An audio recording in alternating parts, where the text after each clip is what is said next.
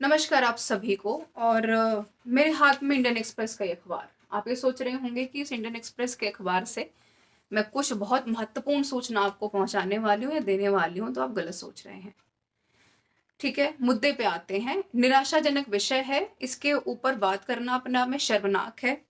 जितनी ज्यादा बात की जाए ऐसा लगता है कि बात करना ही केवल काफी नहीं है, बात करने के अलावा एक्शन लेना भी काफी है। लेकिन इस एक्शन लेने में और सिलेक्शन लेने में जो अच्छी खास एक दुर्दशा होती है वो होती है तैयारी करने वाले कॉम्पिटिटिव एग्जाम्स के कैंडिडेट्स की। अब मुद्दे पर आते हैं। मैं बात कर रही हूँ यहाँ से पर 5 दिन तक चला लगातार यहाँ पर धरना प्रदर्शन कैंडिडेट्स के द्वारा, क्योंकि यूपी पुलिस का पेपर लीक हुआ। विद्यार्थियों की मांग थी कि पेपर दोबारा करवाया जाए और आखिर में सरकार ने ये बात मान ली कि पेपर हम दोबारा करवाएंगे 6 महीने के बाद। वो तो एक अलग बात है, चलिए अच्छी बात है, पेपर दोबारा करवा लेंगे। लेकिन इसमें जो एक सबसे बड़ा एक सवाल खड़ा होता नजर आता है कि कैंडिडेट जो सालों मेहनत करता है, फिर पेपर में बैठता है किसी उम्मीद के साथ, आशा के साथ, फिर पेपर लीक करवा लिया जाता है, पेपर आउट हो जाता है, एग्जामिनेशन कैंसिल हो जाता है। सरकार एक ढांढस बंधाने के लिए, कहीं की सहानुभूति देने के लिए पेपर दोबारा भी करवा लेती है। मिला जुला कर एक पेपर देने में एक विद्यार्थी और कैंडिडेट का माने तो पूरा 2 साल जा रहा है। अब उस 2 साल में उसका फाइनेंशियल कंडीशन क्या है, उसका एक मेंटल कंडीशन क्या है, उसका एक सोशल प्रेशर क्या है, शायद सरकारों को समझा पाना मुश्किल है। और अगर वो समझ रही हैं तो उनका शोषण जो किया जा रहा है वो अपने आप में दुर्भाग्यपूर्ण है। अच्छा, ये पेपर लीक होने की, कैंसिल होने की, पेपर आउट होने की जो ये व्यवस्था है, ये पहली बार नहीं हुई है। और कुल मिलाकर अगर एक लाइन में बात खत्म की जाए तो ये जो व्यवस्थाएं बनी हैं, उन व्यवस्थाओं में बसे हुए लोग ही इस तरीके के काम को अंजाम देते हैं, ये जानते हुए भी उसके बाद कि उनका कुछ भी नहीं किया जा सकता। बेशक हमने कानून बना लिए हैं, जुर्माने का एक प्रोसेस भी यहाँ पर ला दिया है, लेकिन कितने सीरियस तरीके से ये कानून लीगल तरीके से इम्प्लीमेंट किए जाते हैं, ये अपने आप में एक दूसरा सवाल है। एक जो महत्वपूर्ण चीज है, अगर हम 2022 के आखिर से लेकर के 2024 तक के पूरे इंसिडेंट को देख लें, पूरे साल को, इंसिडेंट इसलिए कह रही हूँ क्योंकि घटनाओं पर घटनाएं हो रही हैं शिक्षा जगत में। दिसंबर 2022 के आखिर में राजस्थान का पेपर, उसके बाद यहाँ पर 2023 का पेपर केंद्रीय विद्यालय का जो होता है फरवरी में, उसका पेपर आउट होता है। उसके बाद थोड़ा सा और आगे बढ़ेंगे तो उसके बाद राजस्थान का पेपर जो दोबारा कंडक्ट करवाया गया वो फिर से लीक हुआ। थोड़ा सा और आगे चलते हैं, ईएमआरएस का पेपर 2023 दिसंबर में करवाया गया, उसका पेपर लीक हुआ। यूजीसी नेट के ऊपर काफी सवाल उठाए गए दिसंबर 2023 में। 24 में जनवरी में 21 जनवरी को जो सीटेट का पेपर करवाया गया टीचिंग वाला, वो पेपर लीक हुआ, आउट हुआ, कोई एक्शन लिया नहीं गया। और अब ले दे करके जब यूपी पुलिस का पेपर करवाएगा तो वो भी पेपर लीक हो गया। यानी ट्रांसपेरेंसी और पारदर्शिता कहीं नजर सी नहीं आई।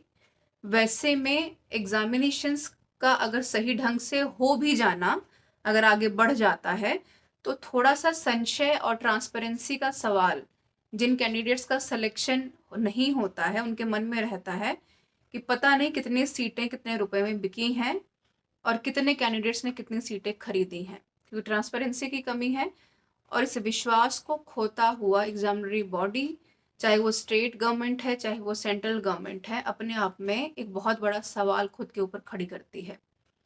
ये तो रही सरकार की बात, एग्जामिनेशंस का कैंसिल करना। अगर एक खत्म होती बात इस वीडियो के आखिर में मैं करूं, तो वो है कि एग्जामिनेशंस का कैंसिल होना, आउट होना, पेपर का लीक होना, उसमें जो सबसे ज्यादा नुकसान होता है, दुर्भाग्यपूर्ण, वो होता है कैंडिडेट्स का, जो सालों एक उम्मीद में मेहनत करता है, फिर वो फेल हो जाता है या तो रिजल्ट आता ही नहीं है, आ जाता है तो वहां पर हाई कोर्ट में लटका दिया जाता है, हाई कोर्ट से निकलता है तो याचिका फिर से डाल दी जाती है।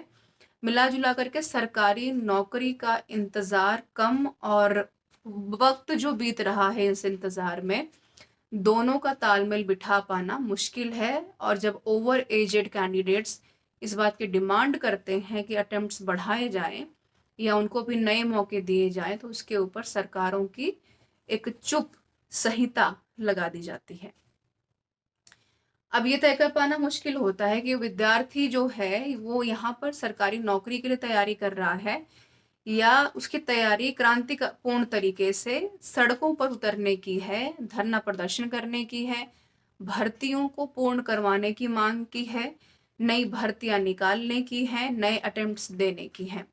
तो अब ये कैसे तय करें कि हम क्या करें? हम कॉम्पिटिटिव एग्जाम्स की तैयारी करें या सड़कों पर उतरें और क्रांतिकारी प्रदर्शन करें, जो अपने आप में कहने में अच्छे शब्द लगते हैं, लेकिन इनके गहन मतलब 2024 में इस लोकतांत्रिक देश के ऊपर और सरकारों के ऊपर एक सवालिया निशान भी खड़ा करते हैं।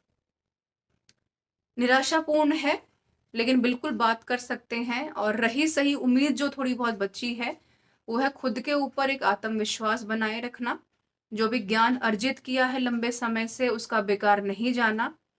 बिल्कुल लोकतांत्रिक देश में सबकी एक पर्याप्त जगह है, और उस जगह को और उस लोकतांत्रिक देश की गरिमा को बनाए रखना, और उस तैयारी में तब तक डटे रहना जब तक कि हम खुद अपने से हार नहीं मान लेते। कमेंट करके बताइए कि आप इस तरीके के एग्जामिनेशंस पैटर्न्स के ऊपर क्या कहना चाहते हैं, आपकी खुद की चिंता क्या है। क्योंकि एक अध्यापक होने से पहले भी और एक कैंडिडेट्स होने से पहले भी हम इस देश के नागरिक हैं, एक लोकतांत्रिक देश के। Thank you so much for being with me everyone.